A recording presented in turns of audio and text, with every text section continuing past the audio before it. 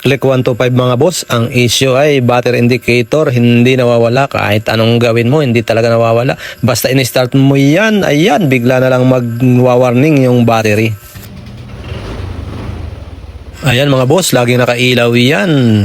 Ang natakbo nga pala nito sa mahigit 6 na taon mga boss, ayan 90,503 at hindi pa talaga nagpapalit ng battery. Isang taon na nga pala yan mga boss na nagwa-warning yung battery indicator pero hindi pa pinapalitan ng battery dahil napakabilis pa rin namang umistart. Ito pa talaga yung original na kasama niyang motor, yung battery yan. Napakatibay, basta yung original na kasama ng motor, matatagalan talaga. Bilib talaga ako sa battery ito dahil nakakapagpa-start pa kahit nakailaw na yung battery indicator. Ito mga boss, kitang-kita nyo naman, yan pa talaga yung original niyan nakasama ng motor. Ayan grabe, ang ganda pa nga, sariwang-sariwa pa kung titingnan mo, pero mababa na yung kanyang amperes kaya yan ay umiilaw na ang battery indicator. At ngayon nga mga boss ay ating papalitan na yan at ang napili kong brand, ayan, dito ko masusubukan kung matibay ba itong brand na to. Pero pag tumagal ito ng mga 2 years, okay na din to dahil 800 lang naman ang bili ko dito. Pero kung ang bibili nyo ay yung battery talaga na original niyang Honda Click, ay 2,000 plus yan mga boss. Pero sulit na sulit naman talaga. At matapos nga nating mailagay yung battery, ayan, titestingin na natin ipa-startin to kung mawawala ba yung ilaw ng battery indicator.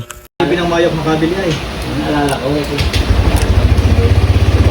Pag start nga natin mga boss ay hindi talaga nawala yung battery light indicator niya, kaya ang gagawin natin dyan, i-off lang uli natin yung susi tapos i-start lang uli natin, mawawala na yan.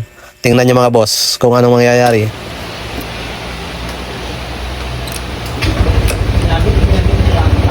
At kitang-kita naman natin mga boss, ayan, nawala na talaga. At kung may problema nga yung inyong mga motor ng katulad ng ganito, ayan, palitan nyo lang ng battery dahil si Click ay masilan talaga yan sa battery. Pag mababa na ang amperes, magba-battery indicator na yan. Thank you for watching mga boss idol.